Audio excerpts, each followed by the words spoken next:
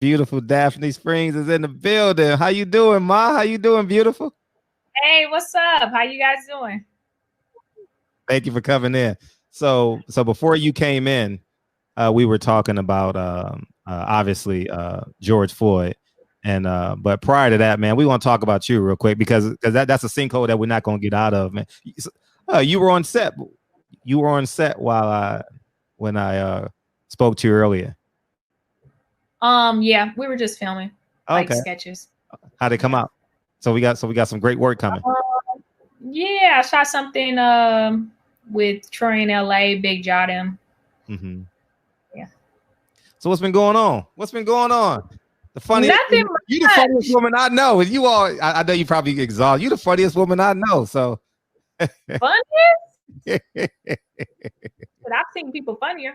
oh no, but how'd you get to LA? By the way, people want to know your backstory. They've never met you. Many people have never met you before, but how'd you get to LA? So the thing about it, a lot of people don't know that I had lived here before. Hmm. I actually went to high school out here. My mother was born in Riverside, and my grandmother lived in Los Angeles, Inglewood area for over like I think probably 30 years. Hmm. She moved to Vegas since within the last 4 or 5 years or something like that. Hmm. But I remember the first time I knew that I kind of would be successful here because I used to hustle here back in the day. When I was in high school. Define hustle. Okay, so my grandmother owned a hot dog stand in front of Target over off of like Imperial. And so I came down for the summer to stay with my grandma and help her work this hot dog stand. And when I tell you, I used to help her clean the hot dog stand. You know, I've always been just a little, since I was a kid, I was like a little hustler. Anyway, I can get some money, I'll just like hustle and work hard for it. Uh-huh. And so my grandmother owned the hot dog stand, so I used to help her. So she took me to Food for Less. And my grandma had food stamps, boy. I used to get the candy with the food stamps. So that means all the cash is profit. So get the candy, and I would sell it in front of the Kmart. So my grandma had her hot dog stand. Was selling candy. And I never forget, this man approached me. He was like, "Hey, you're good with people." I was like, "Who, me?" He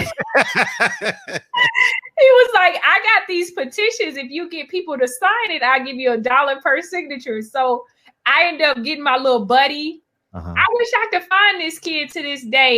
He has to be the same age as I am. His name was Corey.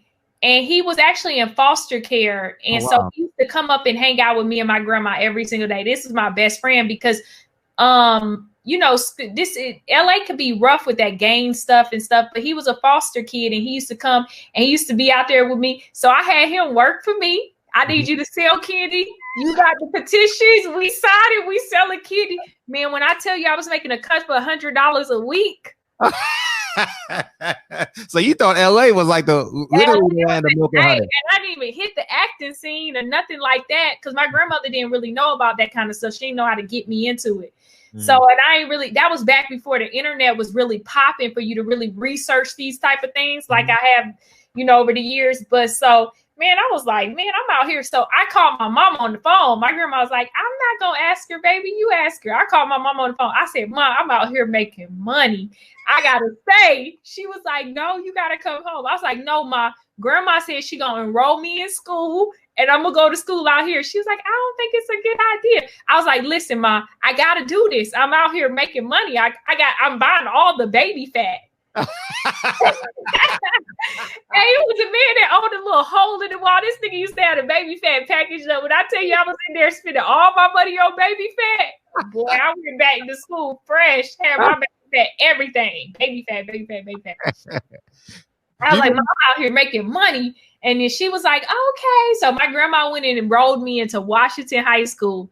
I never seen no shit like that because I had grew up mostly in the you know, in the suburbs. It wasn't like middle class. So I never went to no hood ass school like this. And this place was crazy. I never forget, I saw some Hispanic kids in the back of the room rolling up weed during class. And the teacher was like scared of them, was like, "Hey, could y'all not do that?" And you know, and then I heard the school after I left had got busted for prostitution. My mom was like, the gains was too bad. And the reason why I left is because my good friend, my little business partner, well, I was the boss. He was one of my employees. He had got beat up by this gay dude. And I don't know what happened during school, but he was obviously talking shit to the dude. And then, so, are you okay? Yeah, man, you funny to me, Dad. You just funny to me. This is a funny ass story. Go ahead. Okay. So something happened with him and this gay guy during school hours. I was kind of in good classes, advanced classes. I don't know what conspired during this school time or whatever. I didn't know no parts of it. All I remember is this gay dude came up to him. He had on like a crop top and some high waist jeans. Hey, he said to my homeboy, he had 3 rings on this finger. The nigga had a thumb ring. You know, when you got thumb rings, I don't fuck with nobody with no thumb ring no more. He had a thumb ring. He had no more. a point finger ring and a ring finger. He had 3 rings just on these ring fingers, and he had just on 2 over here. So this how his ring fingers look right here, just on these fingers. That's it. And he came up to my homeboy. He was like, "You got beef with me?" And my homeboy was like, "Yeah." And that gay boy beat his ass. He fucked him up. And I didn't know what to do because I'm a girl, and anybody that knew me knew I was only like 14. Because when I started high school, I was 13. So I was like 14 at the time. And I had never seen nobody get their ass beat like that in person. So I didn't know, because when you see shit on TV, you like rooting for it because it's not in your face. But I never seen nobody get beat up in my face. Like, it's different when it's happening on the front line. It happened on the front line. He got his ass beat. And I was like,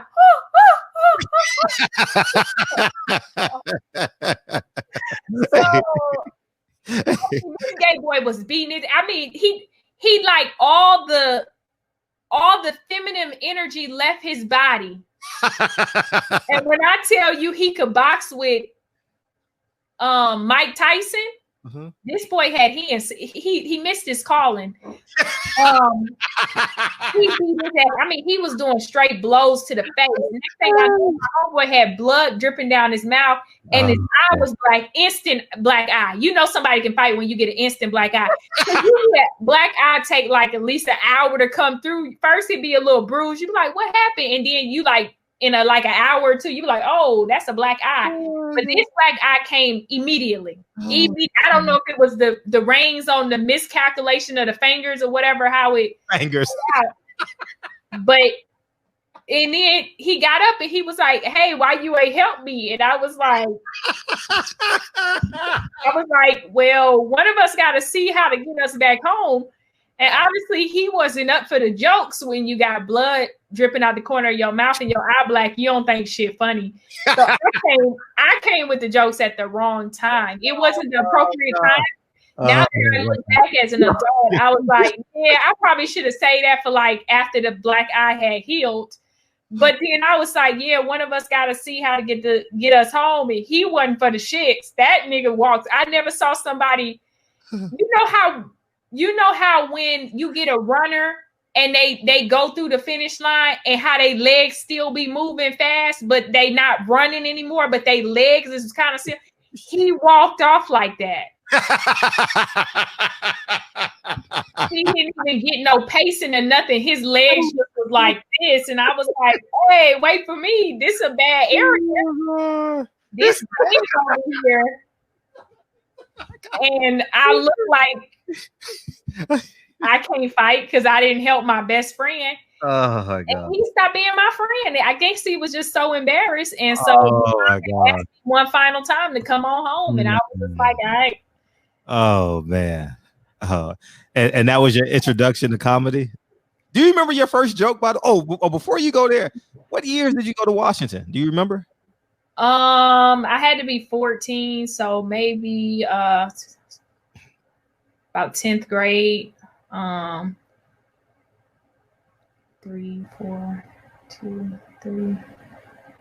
2001, 2. Okay. 2001 or 2. Because we had We had Yo-Yo on here last week. She graduated from Washington. Nah, I know I ain't the damn ages, huh? No, I'm just don't put you like that now. Older than my mama. My mama 50. No, we had Yo-Yo, we had Clipper Darrell. No, I'm just we had 3 guests in the past. You're the 4th guest in the past 2 weeks from Washington High School. And we got 2 people in here who's in here every day that went to Washington High School. It's the funniest shit ever. Damn, man. Can you see the comments, by the way? Oh, I just clicked on it.